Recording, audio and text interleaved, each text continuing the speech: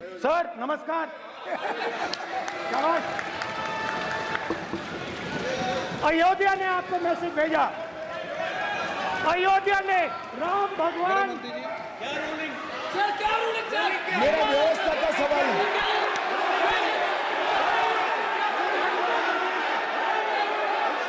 इस सदन के नियमों की पुस्तिका, इससे कुछ सदस्यों को क्या मुक्ति दे दी गई है? आपके गाइडेंस के बाद भी बार बार तस्वीर बताना, पूरे बीजेपी को हिंसा कर रही है ऐसे कहना, खड़े होकर एक दूसरे के बीच में हस्तधून करना, सारे नियम इनको लागू नहीं होते हैं। नियम मालूम नहीं है तो ट्यूशन रख ले साहब। सदन इस तरह से नहीं चल सकता है। ये सदन, मेरा आपसे आग्रह है कि ये सदन ऑर्डर में रहना चाहिए, नियमों के अनुसार रहना चाहिए। ये हम सभी सदस्यों का आपसे विनंती है। स्पीकर सर, एक मिनट प्लीज। माननीय सदस्यगण, आप ही किताब राम बताएं। भगवान की जन्मभूमि ने। अपेक्षा करता हूं कि अपन इसके नियम प्रक्रिया चले। नो, सब चले। नो, आपने बताया था नियम। नो,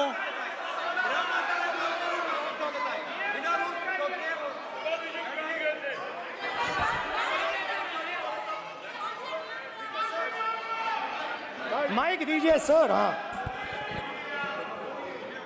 सर, मेरा सवाल है सर, इस माइक का कंट्रोलर किसके हाथ में? प्लीज बैठिए, बैठिए सर ये ऑफ होता है, प्लीज बीच में माने ऑफ हो बैठिए जाता है। प्लीज। ये बार कई बार विषय उठ गई और बहुत गंभीर, और माननीय सदस्य, आप प्रतिपक्ष के नेता हैं, आप सदन के बाहर भी ये बात कहते हैं कि माइक बंद कर देते हैं। मैंने कई बार आग्रहपूर्वक किया कि आसन पर इस तरीके का आरोप नहीं लगाएं। नो प्लीज, बात सुनिए। आसन पर सभी दल के, प्लीज, आसन पर सभी दल के लोग बैठते हैं और सभी दल के लोग सभापति तालिका पे हैं, और सब जानते हैं कि एक व्यवस्था होती है, जिस भी माननीय सदस्यों को आग्रह किया जाता है बोलने का वो बोला जाता है, और जिसको आग्रह नहीं किया जाता उसका माइक चालू नहीं होता। आप बोलने के लिए खड़े, आपका माइक कभी बंद नहीं हुआ, कभी बंद नहीं हुआ। आप अगर आसन में जो भी विराज रहे हैं वो अगर आपका नाम नहीं पुकारते हैं तब माइक चालू नहीं होता। ये व्यवस्था हमेशा इस सदन की रही है, पुराने में भी और नए में भी। कभी आसन पे व्यक्ति पर माइक का कंट्रोल नहीं होता। दूसरा, माननीय प्रतिपक्ष के आप नेता हैं, आपसे ये अपेक्षा की जाती है कि आप लोकसभा की प्रक्रिया का, संचार नियम का पालन करें, संविधान की जो व्यवस्थाएं दे रखी है उसकी पालन करें, और सदन में बोलते समय किसी भी धर्म के ऊपर ऐसा आक्षेप नहीं करें जिससे पूरे देश के अंदर विषय पैदा हो। यह आपसे अपेक्षा की जाती है। सर, मैं बिल्कुल आपकी रिस्पेक्ट करता हूं स्पीकर सर, मगर मेरे भाषण के बीच में सच्चाई ये है कि माइक ऑफ हो जाता है। मैं क्या करूं, हो जाता है वो। अब आपने देखा मैंने अयोध्या शब्द यूज किया और माइक ऑफ हो गया। नो, अरे ये प्रधानमंत्री मोदी जी के टाइम में आधा आधा कह आएगा क्या? तो अयोध्या ने राम भगवान की जन्मभूमि, प्लीज ब्रदर, राम भगवान की जन्मभूमि ने बीजेपी को मैसेज दिया, और ये आपके सामने मैसेज बैठे हुए हैं। मैंने इनसे पूछा, कल कॉफी पी, इनसे मैंने पूछा बताइए, बताइए ये हुआ क्या? बीजेपी ने राम मंदिर का इनॉग्रेशन किया, राम बोलने दीजिए, राम मंदिर का इनॉग्रेशन किया। अरे भाई आप हार गए, उसको सहन करिए। नाम बोलने की कोई जरूरत नहीं है, मैं भाषण दे रहा हूं, आप नहीं दे रहे हो। मुझे बोलना है जो बोलना है, मुझे नाम लेने की कोई जरूरत नहीं, मुझे जो बोलना है मैं बोलूंगा। तो अयोध्या ने मैसेज दिया और मैंने इनसे पूछा कि हुआ क्या, और इनका जवाब आया। मैंने उनसे पूछा कि आपको कब पता लगा कि आप अयोध्या में जीत रहे हो, और आपने कहा पहले दिन से मुझे पता था। सही बात। और मैंने कहा ये क्या हुआ, उन्होंने कहा राहुल जी अयोध्या में एयरपोर्ट बना, अयोध्या की जनता से जमीन छीनी गई और आज तक उन्हें मुआवजा नहीं मिला है। उन्होंने कहा, सही बात, उन्होंने कहा कि अयोध्या में जो भी छोटे छोटे दुकानदार थे, जो भी छोटी छोटी बिल्डिंग्स थी, उन सारों को तोड़कर गिरा दिया गया और उन लोगों को सड़क पर कर दिया गया। इन्होंने यह भी कहा कि अयोध्या के इनॉग्रेशन में अयोध्या की जनता को बहुत दुख हुआ, क्योंकि इनॉग्रेशन में अदानी जी थे, अंबानी जी थे, मगर अयोध्या का कोई नहीं था।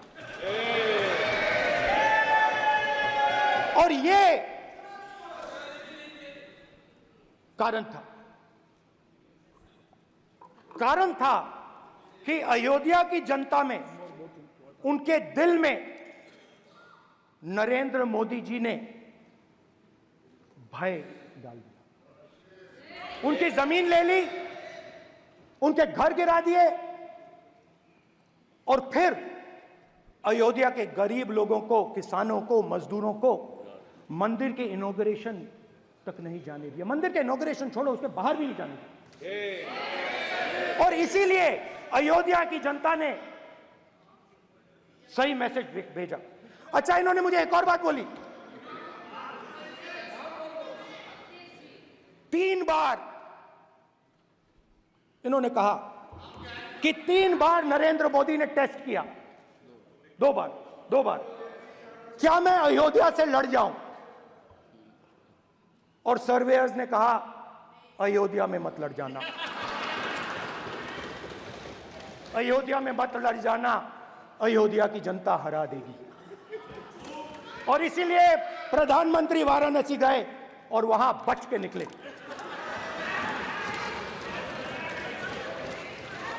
तो अयोध्या की जनता को डराया, पूरे देश को डरा दिया। मैं आपको बताता हूं, आज सुबह में आया, राजनाथ सिंह जी ने मुस्कुरा के मुझे नमस्ते की, और मोदी जी बैठे हैं, मुस्कुराहट नहीं, सीरियस, नमस्ते भी नहीं करते, कहीं मोदी जी ना देख लें, प्रॉब्लम हो जाएगी। वही कहानी गडकरी जी की है, सच्चाई है। अरे भाई, अयोध्या की जनता को छोड़ो, ये तो बीजेपी वालों को डराते हैं।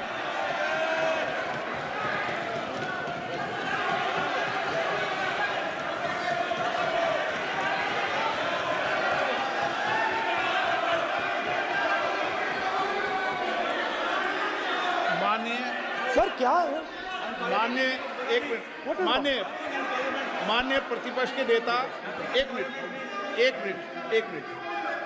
माननीय प्रतिपक्ष के नेता, आप सदन के वरिष्ठ नेता हैं। मेरा आपसे आग्रह है कि राष्ट्रपति अभिभाषण पर डिबेट हो रही है, इसकी गरिमा, राष्ट्रपति अभिभाषण की गरिमा रखे ना। ये तो अपेक्षा आपसे सब करते हैं कि आप राष्ट्रपति अभिभाषण पे बोले, नीतियां पे बोले, कार्यक्रमों में बोले। आप व्यक्तिगत रूप से नहीं, अगर आप ये उचित मानते हैं क्या? स्पीकर सर, ये उचित है? अगर आपकी पार्टी इसको उचित मानती है तो मुझे कुछ नहीं कहना। स्पीकर सर, माननीय अध्यक्ष जी, लोकतंत्र ने और संविधान ने मुझे सिखाया है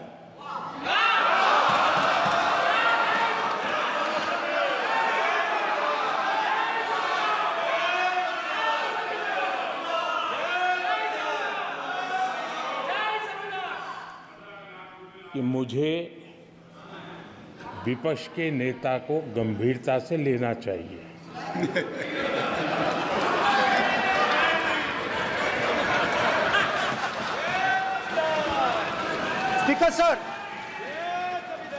स्पीकर सर, आपने कहा